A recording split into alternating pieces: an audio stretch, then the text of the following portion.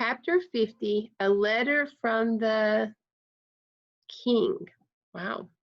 Christiana had always loved little Christian, and when the other children told her that he had run away from them across the plain and that they believed he had really gone to the celestial city, she was very sorry indeed.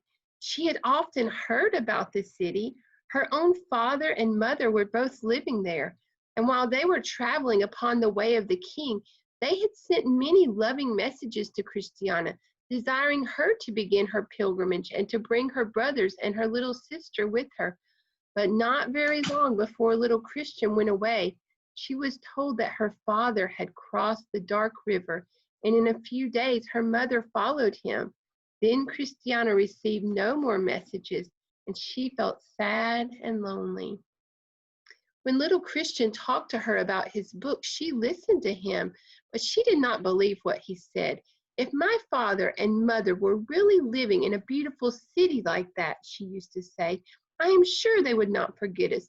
They would have sent me another message. I think they were lost in the dark river, and we shall never see them any more. So when little Christian went away, she feared that he would be lost too, and she could not help crying to think of it.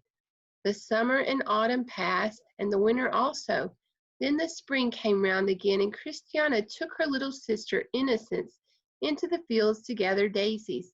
Innocence could run about now, and Christiana loved to see her playing happily among the flowers. Last year, she thought, Christian came with us into this very field the day before he went away, and we made daisy chains together. I wonder if he has found the celestial city or whether he has been lost. She looked across the plain, and she could see the light in the distance, shining brightly above the wicket gate. Perhaps, she said to herself, I will go some day, but I must wait till Innocence is a little older, and I could not leave the boys by themselves. I'm sure they would not go with me now. Then she lifted Innocence in her arms and turned back toward the city of destruction.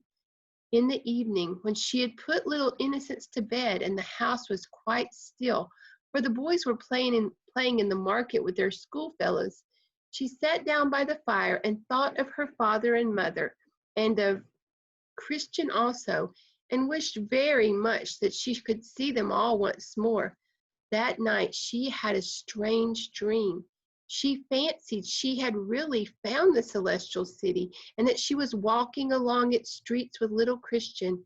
Innocence was there too, and the three boys, and they all went together into a beautiful place where the king himself met them and spoke very graciously to them. I wish it had been true and not a dream, she thought when she awoke. And as she could not go to sleep again, she got up, although it was very early, and began to put the house in order. Presently she heard a knock at the door and cried, Come in. She expected to see a neighbor, but when the door opened, one of the strangers entered. Her name was Wisdom, and she was the daughter of Evangelist. Christiana knew her, for she had seen her in the city and had sometimes watched her gathering the children round her that she might talk to them about the king. I have been wishing to speak to you, she said, but I have not been able to find you in the streets lately. No, replied Christiana, I was tired of the streets, and I took my little sister into the fields. Wisdom laid her hand gently upon the girl's shoulder. I don't think you are very happy, Christiana. I am lonely, she answered. You have your three brothers and Innocence. Yes, but I am lonely, she repeated. My father and mother are gone, and little Christian is too, and I do not know what has become of them. They are with the king in his glorious city. Ah, said Christiana, I have been told so often that the stories about the king and the celestial city are not true. They are quite true, replied Wisdom. The king is sorry that you do not believe me, and he has sent me to tell you that he wishes you to begin your pilgrimage at once and to bring the boys and Innocence with you. So many of us, exclaimed Christiana. Yes, the king's city is large, and there is room in it for every pilgrim who comes to its gates. Do you not know how pleased your your dear ones will be when they hear that those gates have been opened for you. The tears came into Christiana's eyes, but she wiped them away. I will think about it, she said. This will help you, answered Wisdom, and she drew out a folded paper like that which Evangelist had given to Christian. It is a letter from the king. Keep it safely and read it often. And when you reach the celestial city, you must show it to the shining ones who will meet you at the gates.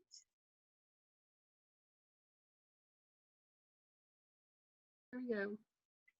Chapter 51, Christiana shows the letter to her brothers. Wonder what they're going to think. Christiana could scarcely believe that the letter was really from the king and for her.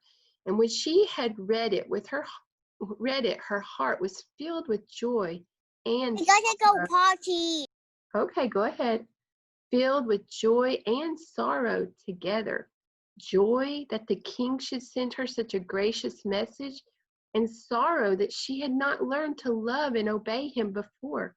She looked up again at Wisdom, who was standing near her. I will go, she said, and I will try to take the children with me.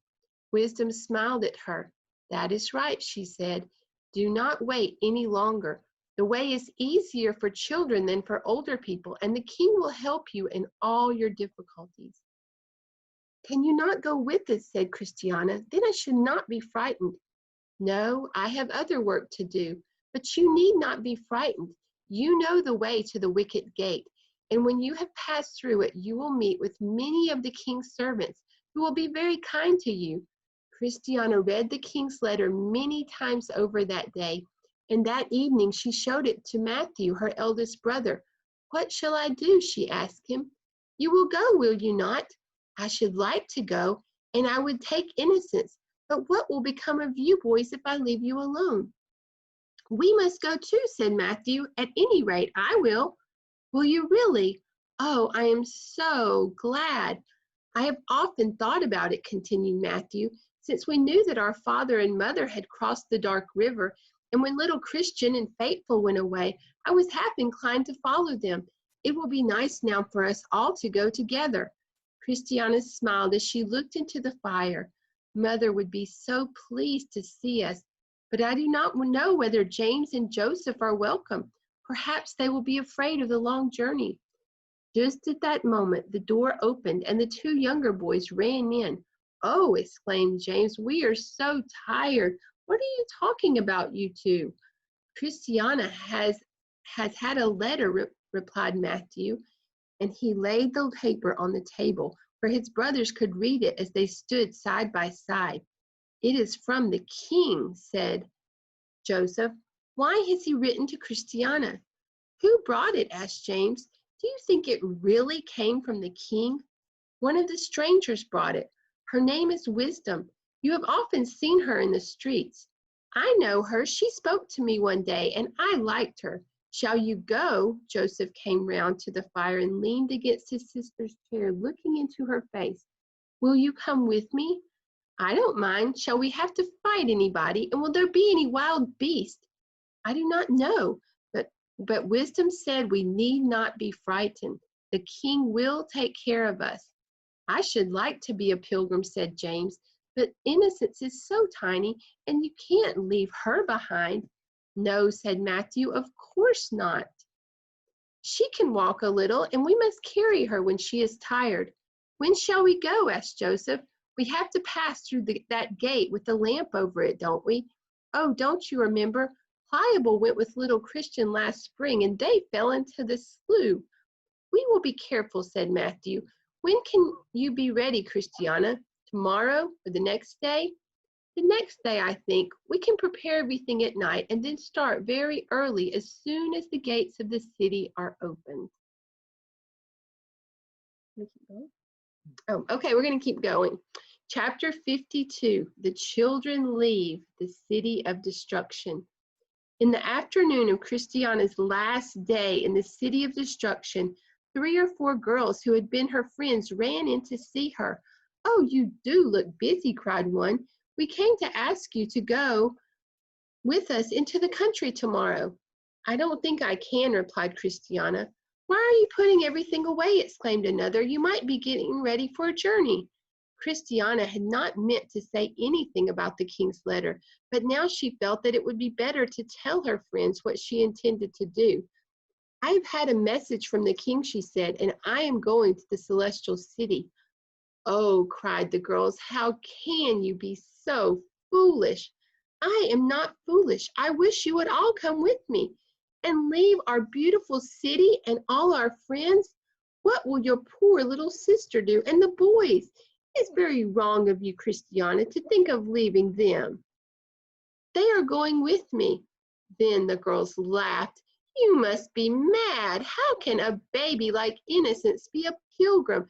Just think of all we've heard about little Christian and his troubles. He was nearly lost in the slough to begin with, and you know, when Distrust and Timorous came back, they told us that he had met with lions on the hill of difficulty. Yes, said another, and you cannot have forgotten the news we had from Vanity Fair about the death of Faithful. You are a silly girl to run into such danger, especially when you have a baby sister and 3 brothers to take care of. Matthew is old enough now to take care of me, replied Christiana, and we are not afraid. The king has promised to watch over us. Here is his letter. You can read it if you like. But the girls did not believe in the king or care about his messages.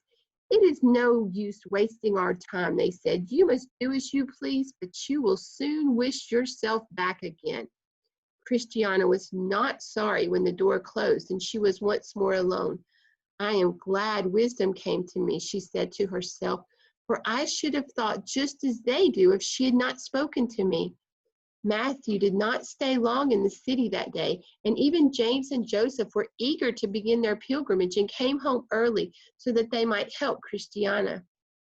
I have washed your clothes and mended them, she said, but I never noticed before how shabby they were getting. You must keep them as tidy as you can, and perhaps the king will send us some new ones.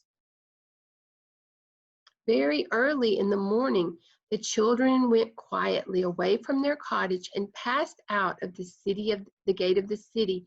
The keeper did not stop them, for he thought they were only going to spend a long day in the meadows.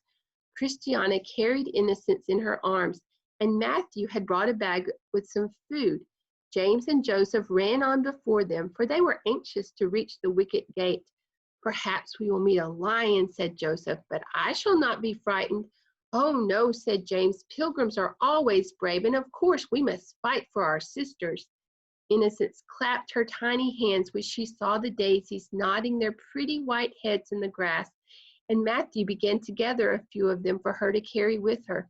While he was doing this, a little girl came in sight, running across the meadow from the city. Stop, she cried. Please let me speak to Christiana. Christiana looked around. It is Mercy, she said. Mercy was out of breath with running, but she caught Christiana's hand and held it fast. I don't care to go with the other girls, she said. May I walk a little way with you? Oh, yes, replied Christiana. Why will you not go all the way? I had no message, said Mercy, for she had come into the cottage with her schoolfellows and had seen the king's letter. That will not matter, said Matthew. I am sure I have heard evangelists say that the king would like all the children to become pilgrims. But Mercy was timid, and she feared that the king might not receive her if she came to his city without being sent for. I'll tell you what to do, said Christiana. Come with us as far as the wicket gate, and we will ask the king's servant whether you may pass through. Mercy was willing to do this, and as she was a gentle little girl and a favorite with the boys, they were glad to have her with them. They all went on together very happily until they reached the Slough of Despond. This is where Pliable and little Christian were nearly smothered, said Christiana. I do not know how we shall cross, for it seems very dangerous indeed. The soft green mud was oozing between the tufts of grass, but as they looked carefully around, the children caught sight of the stepping stones. James and Joseph skipped lightly from stone to stone, but Matthew held Mercy's hand, for she was afraid of falling, and Innocence clasped her little arms tightly around Christiana's neck. Soon they found themselves once more on firm ground, and they knew that no other unsafe place lay between the city and the wicket gate. "We will walk quickly," said Christiana, "while the day is cool and pleasant, and perhaps we may be able to rest a little when we have entered the way of the king."